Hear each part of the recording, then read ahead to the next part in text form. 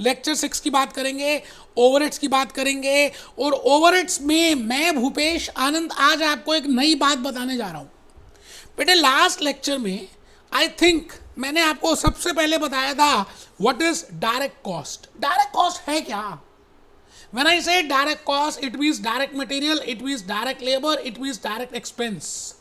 And all direct costs incurs in the factory department. You know that. But in factory department, there are two types of costs which are being incurred. One is the direct cost and second is indirect cost. Office department में just indirect cost incur होती है, selling में just indirect होती है, research में just indirect होती है, but एक इकलौता फैक्ट्री डिपार्टमेंट है जहां पर डायरेक्ट भी और इनडायरेक्ट भी दोनों होती हैं। और मैं भूपेश आनंद इस समय आपको फैक्ट्री ओवरहेड्स की डिस्ट्रीब्यूशन की बातें कर रहा हूं। फिर मैंने आपको समझाया कि there are two types of departments, production departments and service departments. फिर मैंने आपको बताया what is the meaning of allocation and apportionment, how we can do allocation and how we can apportion it, when to do allocation and when to do apportionment. उसके बाद बेटे मैंने आपको logically बताया कि भाई अगर आप अपोर्शनमेंट करते हैं तो उसको हम जो पहली बार अपोर्शनमेंट करते हैं तो उसको बोलते हैं प्राइमरी डिस्ट्रीब्यूशन। अच्छा, जब प्राइमरी डिस्ट्रीब्यूशन करते हो और आप अपोर्शनमेंट करते हो तो आप एक बेस को माइंड में रखकर डिवाइड करते हो, क्योंकि आप डायरेक्टली उसको उठा के उस डिपार्टमेंट में पटक नहीं सकते, because that has been incurred common. Electricity bill common हुआ, आपको नहीं पता कितना कितना कितना किसके लिए, बिकॉज आपने सबमीटर्स नहीं लगाए हुए। तो आप क्या करेंगे, एक पर्टिकुलर बेस की हेल्प से उसको डिस्ट्रीब्यूट करेंगे। आई थिंक आपको यहां तक बात समझ आ रही है। अच्छा, एक बार आपने प्राइमरी डिस्ट्रीब्यूशन कर दिया, एक बार अपोर्शनमेंट कर दिया, तो जो सर्विस डिपार्टमेंट्स हैं उनकी कॉस्ट भी हमें डिस्ट्रीब्यूट करनी होती है, उसको बोलते हैं री अपोर्शनमेंट और सेकेंडरी डिस्ट्रीब्यूशन। अब ये जो सर्विस डिपार्टमेंट की कॉस्ट मैं प्रोडक्शन में ले जाकर पटक दूंगा उनके माई बाप के पास, जिसका कोई नहीं उसका तो खुदा है यारो। उस खुदा के पास जब मैं अपोर्शन कर दूंगा, उस खुदा के पास जब मैं पटक दूंगा, खुदा कौन? Production departments. There are 3 methods for that, हमने डिस्कस किया था। एक मेथड का नाम था डायरेक्ट मेथड, एक मेथड का नाम था स्टेप मेथड। लास्ट लेक्चर में मैंने आपको 2 इलस्ट्रेशंस बताई, as per direct method and as per step method. और बेटा थर्ड मेथड था रेसिप्रोकल सर्विसेज मेथड, जब एक सर्विस डिपार्टमेंट दूसरे सर्विस को सर्विसेज दे रहा है और आपका ऑब्जेक्टिव है करेक्टली कैलकुलेट करना कि कितना कॉस्ट आना चाहिए हर एक सर्विस डिपार्टमेंट का। बेटे जो अभी तक आपने मेथड यूज किए, एक तो डायरेक्ट मेथड यूज किया और दूसरा आपने कौन सा मेथड यूज किया? Step method. अगर आप ध्यान से देखें दोनों मेथड्स में जुगाड़ था, एक्यूरेसी नहीं थी। आप एक्यूरेटली नहीं कह सकते कि यही कॉस्ट है इस सर्विस डिपार्टमेंट की, क्योंकि पहले केस में जब आपने डायरेक्ट मेथड यूज किया तो you have not bifurcated, you have not taken to account that if one service department is giving service to another service department, we have ignored that, we have directly charge, we have directly apportion, we have directly divided service department cost only to production departments. And even if this department has given the services to another department, we have to another service department, we have ignored that fact. इसका मतलब ये accuracy नहीं है यार, यहाँ पर कुछ जुगाड़ है, आप समझिए। दूसरा मेथड जो मैंने आपको बताया उसका नाम था स्टेप मेथड। स्टेप मेथड कह दें या स्टेप डाउन कह दें, कुछ भी कह दें बेटे, उसमें कोई टेंशन वाली बात नहीं थोड़ी है। स्टेप मेथड कह दें और स्टेप डाउन मेथड कह दें, कुछ भी। अब इसमें क्या होता है कि सपोज करते हैं आपके पास 3 सर्विस डिपार्टमेंट्स हैं, service department 1, service department 2, service department 3।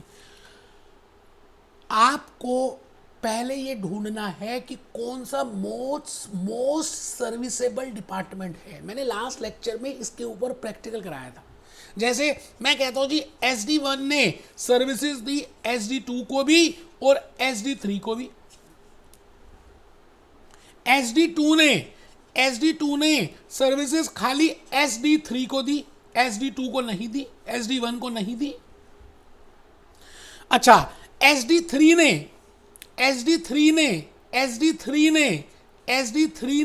Services SD1 को भी दी और SD2 को भी दी। You are getting a point? Last lecture में मैंने 2 ही सर्विस डिपार्टमेंट लिए थे। मेरे को था कि पहले आपको लॉजिकली कंसेप्ट तो बता दूं कि स्टेप मेथड है क्या, बट अगर 2 से ज़्यादा सर्विस डिपार्टमेंट हैं और टाई आ जाती है, टाई, एक बच्चे को नींद आ रही थी, वो कहता टाई, बेटे TIE टाई। अब हम यहां पर देखें, this is also most serviceable department and this is also most serviceable department. It means जो ज्यादा सर्विसेज देता है, जैसे SD1 SD2 को भी दे रहा है, SD3 को भी दे रहा है, ऐसे ही SD3 SD1 को भी दे रहा है, SD2 को भी दे रहा है। अब टाई आ गई, अब कहां से शुरू करें? स्टेप डाउन मेथड तो इस बात में क्लैरिफाई नहीं करता that which in case of a tie what is to be done. So as per the logic, you can either start with SD1 or you can start with SD2. Supposingly आप रामलाल हैं, आप बंटी हैं, आपने SD1 से start किया और आपकी friend का नाम है बबली, उसने SD3 से स्टार्ट किया, तो दोनों की कैलकुलेशंस में थोड़ा सा डिफरेंस आएगा। It means we cannot say that step down method is also correct method. This is also not correct. This is not accurate. This is also a जुगाड़। आई थिंक आप बात समझ रहे बेटे। मैं इस समय पता क्या बता रहा हूँ आपको, नेगेटिव्स बता रहा हूँ, किसके? डायरेक्ट मेथड के भी और स्टेप मेथड के भी। यदा यदा धर्मस्य ग्लानि भवति भारता तदा तदा व्युत्थानम सृजाम्यहम्। जब जब धर्म की हानि हुई किसी ने अवतार लिया यार। तो मैंने आपको कहा डायरेक्ट मेथड भी ठीक नहीं है, मैंने आपको कहा स्टेप मेथड भी ठीक नहीं है। तो बेटे नेक्स्ट मेथड की बात आज हम जो स्टार्ट करने वाले हैं उसका नाम है क्या नाम है बेटे? आप बताओ ना, आप ही तो बता दो। उसका नाम है रेसिप्रोकल मेथड। इट मीन्स मैं भूपेश आनंद आज के इस लेक्चर में आपको सेकेंडरी डिस्ट्रीब्यूशन की कुछ और फीचर्स को बताने वाला हूं। पाव भाजी में मैं आपको हरी चटनी भी दे रहा हूं और लाल चटनी भी दे रहा हूं और नींबू भी दे रहा हूं और प्याज भी दे रहा हूं और मूली भी दे रहा हूं और टमाटर भी दे रहा हूं। बेटे सेकेंडरी डिस्ट्रीब्यूशन करना इंपॉर्टेंट है, मैंने लास्ट लेक्चर नंबर 5 में आपको बताया था। And because we have to do secondary distribution, तो for that we have to follow 3 methods follow करने पड़ेंगे। बेटे मेथड 1 तो डायरेक्ट मेथड है, अभी मैंने कहा इसके नेगेटिव्स हैं। अच्छा मेथड 2 एक स्टेप मेथड है, इसके भी नेगेटिव्स हैं। मेथड 1 के भी नेगेटिव है, मेथड 2 के भी नेगेटिव है। अब हम आ गए इसके साथ थर्ड मेथड। एक बच्चा कहता है मटका बनाना है। बेटे अब मैं क्या बताऊं, आप इतने बड़े हो गए हो, बार बार यही बातें पूछते हो, ये बनाना है वो बनाना है, शर्म आनी चाहिए पूछते हो यार। कमर सीधी करके बैठ जाओ, झुक के बैठे हुए हो, पढ़ाई कर रहे हो, विद्या का धन है। So the next method which I will want to tell you today will be named as reciprocal। अच्छा नाम क्या कहता है? रेसिप्रोकल मतलब मैंने आपको सर्विसेज दी, आपने मुझे सर्विसेज दी, तो आपको एक्यूरेट कॉस्ट कैलकुलेट करनी है, जुगाड़ नहीं लगाना। That is named as reciprocal method. अच्छा रेसिप्रोकल में भी 3 मेथड्स हैं जो मैं डिस्कस करूंगा बेटे। रेसिप्रोकल में भी there are 3 methods which I will be discussing. आज के इस लेक्चर में मैं रेसिप्रोकल का पहला मेथड डिस्कस भी कर दूंगा, उसका नाम है साइमल्टेनियस इक्वेशन मेथड। तो आपने सभी ने 2 मटके बनाने हैं। पहला मटका बनाया सेकेंडरी डिस्ट्रीब्यूशन का, उसके 3 मेथड्स निकले। फिर दूसरा मटका बनाया रेसिप्रोकल सर्विसेज मेथड का, उसमें से भी 3 बातें निकली। एक simultaneous equation method, the most accurate method जो आज हम डिस्कस करेंगे। दूसरा रिपीटेड डिस्ट्रीब्यूशन मेथड, अगेन थोड़ा लेंदी है, एक्यूरेट है लेकिन लेंदी है। And the third is trial and error. We will discuss all these 3 because all these 3 are very important for your examination. एक बच्चा ना भूल गया कि वो कहता करा क्या रहा है मास्टर। बेटे the point is I am doing overheads, within overheads I am doing secondary distribution, within secondary I am doing third method that is named as reverse, that is named as reciprocal services method, and within reciprocal I am doing 3 methods, but today आज के इस lecture में मैं simultaneous equation method कराऊंगा। आराम से लिख लें, नहीं भी समझ आया कोई टेंशन की बात है ही नहीं। भूपेश आनंद बैठा है बेटे भूपेश आनंद बैठा है, आपको 100% प्रूफ सर्विसेज देगा। आप टेंशन मत लें बेटे, बिल्कुल टेंशन नहीं लेनी। मैं खड़ा हो गया आपके सामने और मैंने कहा लिखा हुआ है reciprocal services method, reciprocal services method. अच्छा, रेसिप्रोकल सर्विसेज मेथड है क्या, इसको देखते हैं। मतलब एक सर्विस डिपार्टमेंट जब दूसरे सर्विस डिपार्टमेंट को, जैसे मैंने अभी तक जो कुछ भी केस स्टडीज एक्सप्लेन की वो लीवाइस जीन्स की एक्सप्लेन की, and in that I have taken a repair and maintenance department and I have taken a warehouse. It means if repair and maintenance is giving service to the warehouse and the warehouse is giving service to the repair and maintenance, it means there are shared services there, that is named as inter departmental services. आपको register खोलकर लिखना है इसका मतलब भाई साहब, reciprocal, reciprocal service method में लिखें when inter departmental, inter departmental, ये देखिए मैंने उंगलियां कैसे रखी, इंटर डिपार्टमेंटल, जब एक ही कंपनी के दो डिपार्टमेंट्स एक दूसरे को सर्विसेज देते हैं और वो दोनों के दोनों सपोर्ट डिपार्टमेंट्स हैं, सर्विस डिपार्टमेंट्स हैं, तो लिखेंगे when interdepartmental services are to be given due weight in distribution, the expenses to be given due weight। जब हम एक्यूरेसी की बात करें, बिल्कुल एक्यूरेट कैलकुलेशन करना चाहें, तो हम क्या करते हैं, उस चीज को वेटेज देते हैं, इंपॉर्टेंस देते हैं। जैसे नरेंद्र मोदी जी आ जाएं तो हम उनको इंपॉर्टेंस देंगे as compare to Amit Shah. आप समझ रहे हैं? It means if I want to calculate the accurate information, if I want to calculate the accurate cost, if I want to calculate the accurate overhead distribution, of service departments, that how much is being total cost of this department and this department, then in these cases we will use reciprocal method। reciprocal method को इस्तेमाल करने के logics मैंने बता दिए। अब सवाल आता है कि रेसिप्रोकल मेथड में तीन मेथड्स हैं। मैं आज एक ही मेथड कराऊंगा क्योंकि बेटा मैंने एक साथ करा दिए ना तीनों, तो आप कंफ्यूज हो जाएंगे। मैं नहीं चाहता कि आप कंफ्यूज हो, बहुत इजी है, लेकिन आपका ध्यान मेरी तरफ होना चाहिए। आने वाले 5-6 मिनट आपकी लाइफ चेंज कर सकते हैं। बेटे साइमल्टेनियस इक्वेशन मेथड, इसमें हम क्या करने वाले हैं, बड़ा इंपॉर्टेंट, मैं एक क्वेश्चन के थ्रू बताऊंगा। आप अगर एक छोटी सी बात लिख लेंगे तो मेरे ऊपर एहसान होगा आपका। लिखिए, the true cost of service departments are ascertained first. The true cost, इसका मतलब हम क्या करेंगे, उस सर्विस डिपार्टमेंट की भी कॉस्ट प्राइमरी डिस्ट्रीब्यूशन तक हम कैलकुलेट कर लेंगे कि भाई सर्विस डिपार्टमेंट की कॉस्ट कितनी है। तो ट्रू कॉस्ट हमने निकाल ली, उसका मतलब we have calculated up to primary distribution. The true cost of the service departments are ascertained first. हम सबसे पहले सर्विस डिपार्टमेंट की कॉस्ट को अप टू प्राइमरी डिस्ट्रीब्यूशन तक कैलकुलेट कर लेंगे। It means we will calculate how much is the cost, total cost incurred for repair and maintenance, and how much is the cost which is incurred for warehouse without considering their interdepartmental services। अभी देखेंगे distribution कैसे करना है, वो देखेंगे। आई think आप बात समझ रहे हैं, ठीक है।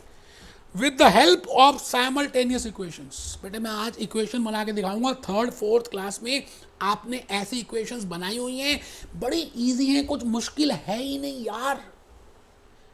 हम यहां पर एक इक्वेशन को, इसको बोलते हैं साइमल्टेनियस, मतलब दो इक्वेशंस, हम दोनों को आमने सामने रख देंगे, फिर दोनों में से कुछ चीज़ों को कैलकुलेट करेंगे, कुछ कैंसिल करने की कोशिश करेंगे और हम वैल्यू निकालेंगे। जो भी वैल्यू आएगी उसको दूसरी इक्वेशन में पुट कर देंगे। एक बच्चा कहता है मैंने मैथमेटिक्स ही नहीं की। बेटे मैथमेटिक्स की ज़रूरत ही नहीं है, आप मेरी बात को ध्यान से सुन तो लो, लिख तो लो।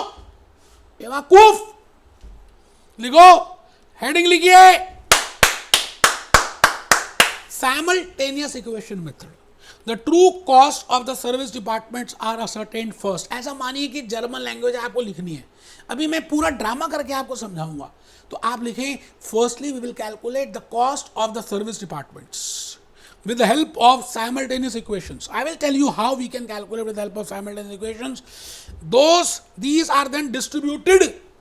These का वही वाली कॉस्ट कौन सी जो आपने निकाली है, किससे, साइमल्टेनियस इक्वेशन से। कैसे, वो मैं बताऊंगा। Will be distributed among production departments. इसका मतलब जो भी कुछ मैंने जुगाड़ करना था कि एक सर्विस ने दूसरे को दी, दूसरी ने पहले दी, मैं वो जुगाड़ सब पहले कर लूँगा, अभी बताऊँगा। फिर लास्ट में जब वो सब जुगाड़ करके मेरे पास कॉस्ट आ गई, उसकी मैं डिस्ट्रीब्यूशन कर दूंगा कहाँ, प्रोडक्शन डिपार्टमेंट्स में। ठीक है जी, on the basis of given percentage. मुझे मालूम है बेटे आपको समझ नहीं आ रहा, कोई टेंशन की बात ही नहीं यार। भूपेश आनंद बैठा ना, मैं सीए, मैं सीएस, मैं सीएमए, मैं यूएसए और मैं ही लंदन। आइए इस केस स्टडी की हेल्प से ए टू जेड सब कुछ बता दूंगा यार, कुछ रहने नहीं दूंगा अपने पास, आप बस लिखते जाओ, मुझे खून दो। A factory is having 3 production departments. एक फैक्ट्री के पास 3 प्रोडक्शन डिपार्टमेंट्स हैं। आई थिंक आपको मालूम है what I mean by production departments, those departments who are producing something. As I have taken an example of Levi's company, let there be 3 production departments. One production department is producing jeans, and second production department is going for t-shirts, and third production department is producing manufacturing shirts. So there are 3 production departments, A, B, C, okay, and 2 service departments. You have to write it down my dear friends, you have to write it down. लिखना है, सोचना नहीं है, actions करने हैं यार। कमर सीधी करके बैठो। और 2 सर्विस डिपार्टमेंट्स हैं, repair and maintenance and warehouse. ठीक है जी, बहुत बढ़िया, बहुत ही बढ़िया। इनडायरेक्ट कॉस्ट, अब मैंने आपको कुछ जानकारी मुहैया कराई। सर जानकारी मुहैया, I have given you some information, you know, and on the basis of that information, you have to find out that how much will be the cost of those service departments. So I have given you the indirect cost as per primary distribution. I have written there primary distribution. मैंने वहाँ पर primary distribution लिखा है कि भाई production department 1 की जो cost है वो मान लेते हैं 8 लाख है। एलोकेशन भी किया, अपोर्शनमेंट भी किया मैंने, उसके बाद 7 लाख इसकी निकाल ली, 5 लाख इसकी निकाल ली, 2,34,000 इसकी निकाल ली और 3 लाख वेयर हाउस की निकाल ली। एक बच्चा कहता है ये कैसे किया? बेटे मैंने लेक्चर 3A में पूरा प्रैक्टिकल कराया है कि अपोर्शनमेंट कैसे करते हैं, और लेक्चर 3 में उसका बेस दिया है कि भाई है क्या apportionment, what are the basis. तो अगर आपने वो लेक्चर 3A नहीं देखा तो पूरी केस स्टडी कंप्लीट करके आए, फिर इसको लेक्चर को देखें। बिकॉज यहाँ पर ये जो 8 लाख की फिगर आई, ये जो 7 लाख आया, ये जो 5 लाख आया, ये जो 2,34,000 आया, ये जो 3 लाख आया, I have already told you the procedure that with the help of that procedure I can calculate this. I think आप बात समझ रहे हैं? मतलब मैंने प्राइमरी डिस्ट्रीब्यूशन किया, मतलब मैंने एलोकेशन भी किया, मैंने अपोर्शनमेंट भी किया, इसका मतलब मैंने बेसिस भी यूज किए। और अभी सेकेंडरी नहीं किया, सेकेंडरी तो मैंने अभी बताना ही है ना यार। सेकेंडरी का तो रेसिप्रोकल सर्विसेज मेथड बता रहा हूँ, इट मीन्स ये क्वेश्चन में गिवन था। ठीक है जी, उसके बाद और भी कुछ बातें गिवन थी, आप पहले उसको लिख लें, जल्दबाजी ना करें। जो बेवकूफ़ बच्चे हैं वो लिख ही नहीं रहे। The expenses of repair and maintenance, the service department 1 and warehouse the service department 2 are apportioned as follows. वो कहते हैं कि हमने देखा कि जो रिपेयर एंड मेंटेनेंस है उसका 20% खर्चा जीन्स में या प्रोडक्शन डिपार्टमेंट 1 में जाना चाहिए, और 40% खर्चा प्रोडक्शन डिपार्टमेंट 2 में जाना चाहिए, और 30% सर्विसेज उसने प्रोडक्शन डिपार्टमेंट 3 में दी, और 10% सर्विसेज उसने वेयर हाउस को दी। इट मीन्स रिपेयर का ये जो आपने खर्चा कैलकुलेट किया है, इसमें 2,34,000 रुपये की फिगर है। ये 2,34,000 वो कहते हैं जी इस तरह से डिस्ट्रीब्यूट होने चाहिए, because they have repair and maintenance as given services like this, okay. And warehouse services are 40%, 20%, 20%, 20%। It means warehouse ने भी प्रोडक्शन डिपार्टमेंट 1 को 40% की सर्विसेज दी। इसका मतलब वेयर हाउस की जितनी कॉस्ट होगी उसका 40% हम प्रोडक्शन डिपार्टमेंट 1 में डाल देंगे, 20% प्रोडक्शन डिपार्टमेंट 2 में डाल देंगे, 20% प्रोडक्शन डिपार्टमेंट 3 में डाल देंगे, और 20% रिपेयर एंड मेंटेनेंस में भी चार्ज कर देंगे, because repair and maintenance also has taken the services from warehouse. It means it is a case of shared services, it means it is a case of inter departmental services. I think आप बात समझ गए। इसका मतलब मैं इसकी cost यहां पर, यहां पर, यहां पर और यहां पर डाल दूंगा। अब अगर आप ध्यान से देखें तो रिपेयर की कुछ कॉस्ट वेयर हाउस में जानी चाहिए, क्योंकि हम एक्यूरेट कैलकुलेट कर रहे हैं, और फिर जब हम ऐड कर देंगे तो वेयर हाउस की कुछ कॉस्ट रिपेयर में आनी चाहिए, फिर रिपेयर की कुछ कॉस्ट वेयर हाउस में जानी चाहिए, because repair has given the services to warehouse and warehouse has given services to repair. तो ये बेटा ये एक ना ये क्या हो जाएगा, भूल भुलैया हो जाएगा। तो मैं क्या करूँगा, अगर मुझे साइमल्टेनियस इक्वेशन मेथड ही फॉलो करना है और मुझे ओवरहेड्स डिस्ट्रीब्यूट करने हैं, तो मैं क्या करूँगा बेटे, मैं डायरेक्टली 2,34,000 रुपये का ये जो 2,34,000 है और 3 लाख है। एक बच्चा कह रहा है, पता क्या कह रहा है, वो कह रहा है जी ये जो 2,34,000 की कॉस्ट है, इसका 20% निकाल दो, इसका 40 निकाल दो, इसका 30 निकाल दो, इसका 10 निकाल दो। ठीक है, बिल्कुल ठीक है। अब इसके बाद जब इसकी कॉस्ट आएगी, ये जो आ गई जी 3 लाख आ गई, 3 लाख तो थी यहाँ पर। अच्छा 3 लाख में 23,400 ऐड कर देते हैं, तो ये आ गई जी 3,23,400। अच्छा 3,23,000 का फिर कुछ परसेंट यहाँ पे आ जाएगा, कुछ यहाँ पर आ जाएगा, कुछ यहाँ पर आ जाएगा, फिर कुछ रिपेयर में आ जाएगा। अब फिर रिपेयर का प्रोसेस स्टार्ट करो। आई थिंक आप प्रॉब्लम समझ रहे हैं। अगर आपको 100% एक्यूरेसी चाहिए और आपको जल्दी करना है, तो दोनों प्रूफ है बेटे साइमल्टेनियस इक्वेशन मेथड। मैं वही कराने जा रहा हूं। मैं क्या करूंगा, इसमें 2 इक्वेशंस बनाऊंगा। सर इक्वेशंस बनाएंगे? हाँ, मैं ये मानूंगा कि ये जो रिपेयर एंड मेंटेनेंस डिपार्टमेंट है और ये जो वेयर हाउस है, ये जो रिपेयर एंड मेंटेनेंस है और ये जो वेयर हाउस का डिपार्टमेंट है, जो सर्विस डिपार्टमेंट है, मैं ये अज्यूम करूंगा कि इनकी बेटे 2,34,000 थी ना फिगर, 2,34,000 थी ना।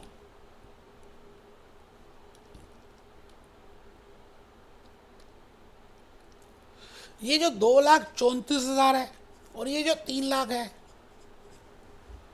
बट एक्चुअली में ये रिपेयर मेंटेनेंस की कॉस्ट 2,34,000 है नहीं, इसमें कुछ और भी ऐड होना चाहिए। क्यों? क्योंकि रिपेयर एंड मेंटेनेंस ने वेयर हाउस से सर्विसेज ली हैं और वेयर हाउस ने कितनी सर्विसेज दी? वेयर हाउस ने कितनी सर्विसेज दी? 20%। इसका मतलब 20% ऑफ वेयर हाउस होना चाहिए। इसी तरह से वेयर हाउस की कॉस्ट 3 लाख नहीं है, क्योंकि इसने भी कुछ सर्विसेज ली रिपेयर एंड मेंटेनेंस से 10%, तो यहां पर ऐड होना चाहिए 10% ऑफ रिपेयर। आई थिंक आप बात समझ पा रहे हैं जो मैं कहना चाह रहा हूं। बेटे बिल्कुल आने वाले 5 मिनट आपके लिए प्रीशियस हैं। सब बातें छोड़ दो यार, सब कुछ छोड़ दो, मेरी बात को सुनो, मेरी आवाज सुनो। मैं आपसे ये कह रहा हूं that it is okay that we are given with 2,34,000 as the cost for repair and 3 lakh as the cost for warehouse. But my dear friends, I cannot directly divide 2,34,000. If I divide it, 2,34,000, because that is not the actual, because 2,34,000 plus this department has also taken some services from warehouse. So the total cost of repair and maintenance, let it be X. मान लेते हैं x है। जब आपको पता ना equation बनाते हैं, जब कुछ अननोन होता है तो हम उसको x मान लेते हैं। मैं कहता हूं जी x का मतलब है 2,34,000 प्लस 20% ऑफ। अब मैं मान लेता हूं ये वेयर हाउस की कॉस्ट y है, खाली समझाने के लिए, ऑफ y। इसी तरह से मैं अगर y की बात करूं तो मैं कह सकता हूं y is equal to 3 lakh plus 10% of x। एक बच्चा कहता है मैं ना सर मैथमेटिक्स नहीं करता हूं, क्या ये समझ आ जाएगा? बेवकूफ है यार तू, मैथमेटिक्स है ही नहीं, ये तो 3rd क्लास की इक्वेशंस हैं। मैंने कहा कि भाई इस डिपार्टमेंट की रिपेयर एंड मेंटेनेंस की टोटल कॉस्ट मान लेते हैं x है और वेयर हाउस की टोटल कॉस्ट मान लेते हैं y है। अब x किसके बराबर होगा भाई? इसकी अपनी 2,34,000 प्लस जो उसने सर्विसेज ली वेयर हाउस से, और वेयर हाउस से सर्विसेज कितनी ली उसने? 20%। तो मैंने लिखा 234 plus 20% of y। Similarly, I can calculate the cost for warehouse. Let that cost be y. It means it is equal to 3 lakhs plus 10% of x. बेटे बड़ा ही आसान है, कुछ मुश्किल है ही नहीं यार, सच कह रहा हूं आपको। मैंने आपके लिए पहले हैंड रिटन स्लाइड्स बनाई, जूस नोट्स बनाए, बुक्स बनाई, टाई पहन के आपके सामने खड़ा और फुल एनर्जी के साथ ड्रामे कर रहा हूं कि आपको लॉजिकली समझ आए। मैं खड़ा हूं और आप बैठे हैं, आप लिखें। बेटे ये 1-2 मिनट की बात और रहेगी, आपको तभी लॉजिकली समझ आएगा जब आप लिखेंगे। Let x be the overhead of repair and maintenance, let x dollars, let x pounds, let x rupees, let x yen be the cost of repair and maintenance, and let y be the total overheads of warehouse. मैंने कहा जब कोई चीज मुझे नहीं पता होती तो मैं x और y मान लेता हूं। तो मैंने कहा let x be the total cost of repair and maintenance department, service department, and let y be the total cost of warehouse. So x is equal to, ये अभी इक्वेशन मैंने निकाल के दिखाई है, 20% ऑफ y को मैंने 0.2 लिख दिया। लिख सकता हूं या नहीं? हाँ बेटे लिख सकते हैं। And y is equal to 3 lakhs plus 10% of x। मैं रुक गया हूं बेटे। x is equal to 2,34,000 plus 0.2 y, y is equal to 3 lakh plus 0.1 of x। I think ये दोनों इक्वेशंस आपको समझ आ रही हैं बेटे। Let it be equation 1 and let it be equation 2। I think आप बचपन से सीखते आ रहे हैं, भले आपने मैथमेटिक्स लिया हो आगे या नहीं लिया हो, इन दोनों को सॉल्व कर सकते हैं। एक बच्चा कहता है सॉल्व करने की भी जरूरत नहीं है, आपको पता है x की वैल्यू इतनी है तो y की वैल्यू यहां पुट कर दीजिए। बिल्कुल ठीक बताया बेटे, सॉल्व करने की भी जरूरत नहीं है, आप डायरेक्टली ऐसे भी कर सकते हैं। x is equal to 2,34,000 plus 0.2 बेटे 3 lakh plus 0.1 x, bracket close. आराम से बेटे, कुछ जल्दी थोड़ी है यार। x is equal to, bracket खोलते हैं बेटे, ब्रैकेट धीरे धीरे ओपन करेंगे, धीरे धीरे ब्रैकेट ओपन करेंगे, 2,34,000 प्लस बेटे 20% निकालना है 3 लाख का, ये तो बिना कैलकुलेटर के भी हो जाएगा, 60,000 plus 0.2 into 0.1 that comes to 0.02x। मैं रुक गया हूं जी। सर आप रुक गए? हाँ मैं रुक गया। ये लो, मैंने आपके सामने x की वैल्यू x की इक्वेशन में, इक्वेशन 1 में इक्वेशन 2 की वैल्यू पुट कर दी और धीरे धीरे ब्रैकेटों को खोलने लगा। धीरे धीरे प्यार को बढ़ाना है, हद से गुजर जाना है। तो मैंने लिखा x is equal to 2,34,000 plus 60,000 plus 0.02x। बेटे गधे एक तरफ ले आओ, घोड़े एक तरफ रहने दो, x माइनस 0.02x, क्योंकि जब ये वाला गधा घोड़ा बनेगा तो नेगेटिव हो जाएगा, इज इक्वल टू 2,34,000 प्लस 60,000। आराम से यार, मैं तो कहता हूँ तीसरी क्लास नर्सरी में आजकल ये कराते होंगे बेटे। अच्छा यहाँ पे कुछ नहीं है तो इसका मतलब हमें पता 1 है। अच्छा 1 में से 0.02 चला गया तो 0.98x बच गया, इज इक्वल टू 2,94,000। मैं भूपेश आनंद आगे चलूंगा नहीं जब तक आप यहां तक नहीं पहुंचोगे। एक बच्चा कह रहा है वो 0.98 कैसे आ गया? यार x माइनस 0.02x करना है तो x का कोफिशिएंट तो 1 ही होता है ना। 1 में से 0.02 लेस करेंगे तो क्या 0.98 नहीं आएगा? गधे एक तरफ कर दो, घोड़े एक तरफ कर दो। मैं आपके सामने यहां पर खड़ा हूं, मैं कहता हूं जी 0.98x is equal to 0.98x is equal to 2,94,000। 2,94,000। यार अब आगे मत कहना x is equal to 2,94,000 divided by 0.98। ये आपके सामने वैल्यू आ गई 2,94,000 into divided by 0.98 that comes to 3 lakhs। मत रोकना मुझको यारो, मुझको पागल होने देना। एक्स की वैल्यू आ गई जी, एक्स की वैल्यू, इसका मतलब the total cost of repair and maintenance service department after warehouse, that is rupees 3 lakhs। आपको मालूम है कि आपने एक इक्वेशन बनाई थी x is equal to 2,34,000 plus 20% of y, that is 0.2 of y। बेटे अब आप x की वैल्यू किसी भी इक्वेशन में पुट कर दो तो क्या y की वैल्यू नहीं आ सकती? 3 lakhs, x की जगह मैंने 3 lakhs लिख दिया, इज इक्वल टू 2,34,000 आ गया, प्लस 0.2y आ गया। मैं रुक गया बेटे। गधे एक तरफ ले आओ, घोड़े एक तरफ।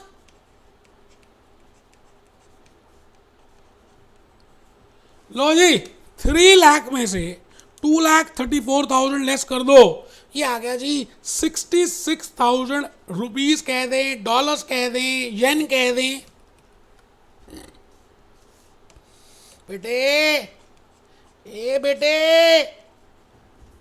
बेटे हिम्मत नहीं छोड़नी, बेटे करके दिखाएंगे। ये आ गया जी, ये लो जी। I have calculated for you that the total overheads of warehouse, of service department, of support department after shared services is 3,30,000। मुझे अब बड़ा ही आसानी से काम होगा बेटे। ये देखो ना, यहां पर मुझे x की वैल्यू पता चल गई कि भाई x की वैल्यू है 3 lakhs, और y की वैल्यू पता चल गई, y की वैल्यू है 3,30,000। रुकना नहीं है, मुश्किल नहीं है, आपको अब आगे चलना है। वीर तुम बढ़े चलो, मुश्किलों का सामना वीर तुम किए चलो। बेटे अब लास्ट में मुझे डिस्ट्रीब्यूशन की बात को समझना है, वो चुटकियों में हो जाएगा, आपको समझ आ चुका है। मैंने मेन बात आपको बता दी है। आप टेबल बनाइए, मैंने थोड़ा सा बनाया, थोड़ा आपके साथ बनाऊंगा। Distribution of overheads, I think this is a cost which is already given to me, that is after primary distribution, they have given to me that production department one cost is 8 lakhs, it is 7 lakhs, it is 5 lakhs, this is already given। एक बच्चा कह रहा पता नहीं बेटा ये given है। अच्छा बेटे अब आप ये बताओ, अभी आपने x की और y की वैल्यू निकाली, बताओ ना बेटे, बताओ। x की वैल्यू 3 lakhs निकाली, मतलब रिपेयर एंड मेंटेनेंस की कॉस्ट 3 lakhs निकाली। अच्छा, और वेयर हाउस की 3,30,000 निकाली, मतलब एक दूसरे को सर्विसेज देने के बाद टोटल इनके ओवरहेड्स 3 लाख है। अच्छा, आपको मालूम ही है ना कि आपने इसको 10% सर्विसेज दी हैं, तो 3 लाख में से 30,000 लेस कर दो तो बेटे 270 ही तो आएगा। और वेयर हाउस ने रिपेयर को 20% सर्विसेज दी हैं, तो 3,30,000 में से 20% लेस कर दो, 66,000, 66,000, तो बेटे फिगर आएगी 2,64,000। बस बेटे हो गया काम। अब आपने 2,70,000 को production department 1, production department 2, production department 3 में डिस्ट्रीब्यूट करना है। No need to divide to warehouse because you have already taken care of. आपने उसका पहले से ही जुगाड़ कर दिया था, आपने उसको पहले से ही ध्यान में रख लिया था, क्योंकि आपने जो 2,70,000 की कॉस्ट निकाली वो 3 लाख पे निकाली, और 3 लाख में ऑलरेडी आपने वेयर हाउस से जो सर्विसेज थी उसकी कॉस्ट ऐड कर दी थी with help of that equation. तो आपको अब 2,70,000 डिवाइड करना है, और ये बाय चांस की बात है, आपको क्वेश्चन में गिवन है, वैसे तो नहीं भी गिवन होता तो मैं आपको नेक्स्ट लेक्चर में बताऊंगा कि कैसे डिस्ट्रीब्यूट करना है। ये बेटे 20%, ये 40%, ये 30%, जरा निकालना। 2,70,000 का 20%, बेटा ये 54,000 आ रहा है। 2,70,000 का 20%, आप चेक करिए, आप चेक करिए, आप चेक करिए, आप चेक करिए। 2,70,000 का, अच्छा 2,70,000 का, मैं बेटा थोड़ा शायद कुछ और कर दिया। 2,70,000 का 20, 40, 30, 20, 40, 30, ये आ गया जी 270।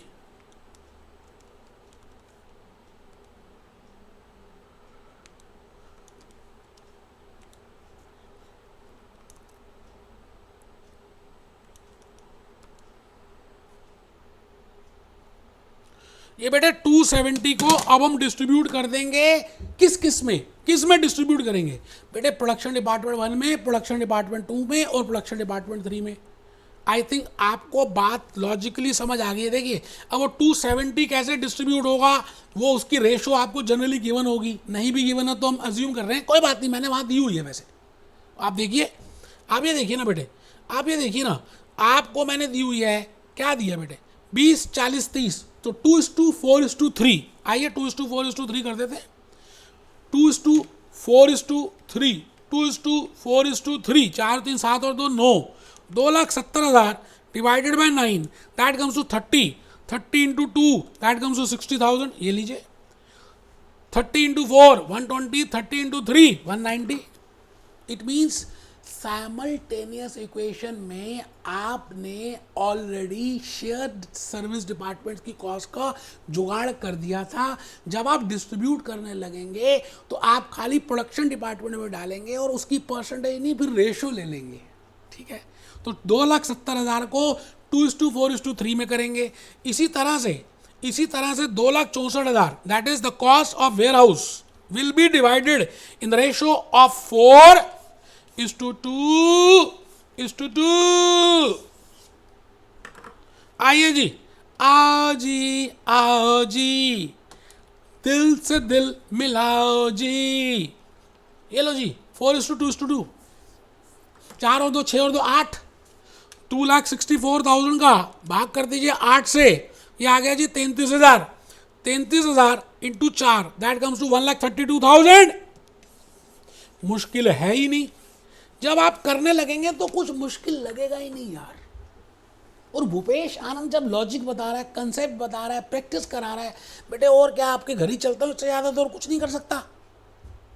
I think you are getting my point, you know. And then we have calculated that this much is the total cost, total indirect cost, total overheads of production departments. Now we can calculate the accurate cost of these production departments because we have added service departmental costs also. Now we can take a correct decision. अब हम एक अच्छी decision ले सकते हैं और उसको absorb कर सकते हैं बेटे। इसको खींच के नीचे ले आएंगे, किसको? 9,92,000 को खींच के नीचे ले आएंगे। भाई कितनी जीन्स बनाई, भाग कर देंगे नंबर ऑफ जीन से। इसका मतलब हम एक जीन पे कितना खर्चा डालना है उसको रेट को कैलकुलेट करने का नाम है एब्जॉर्प्शन रेट। अभी आ रहा है बेटे, एब्जॉर्प्शन आ रहा है। आज तो लेक्चर नंबर 6 या 5 जो भी है, धीरे धीरे एब्जॉर्प्शन आएगा। अभी 2 मेथड्स और कराना है मुझे, रिपीटेड डिस्ट्रीब्यूशन कराना है, ट्रायल एंड एरर मेथड कराना है। मैं अभी एक लेक्चर लूंगा रिपीटेड डिस्ट्रीब्यूशन और ट्रायल एंड एरर को समझाने के लिए, उसके बाद कराऊंगा एब्जॉर्प्शन। मुझे तो जल्दी नहीं है, मुझे तो लॉजिक्स कराने हैं, मुझे तो आपको सारी बातें बतानी है। अब आप देख लीजिए, आप पता नहीं झुक के पढ़ रहे हैं, लेट के पढ़ रहे हैं, बेवकूफ़ हैं, टेबल चेयर पे नहीं बैठते, कमर सीधी नहीं रखते, कैलकुलेटर बाहर नहीं निकालते, केस स्टडी लिखते नहीं। आपको लगता है नॉर्मल यूट्यूब लेक्चर है, कोई बात नहीं बेटे, क्या कर सकते हैं, दोबारा पेपर देना। Be happy, B jolly, B cheerful, be happy, B jolly, B cheerful.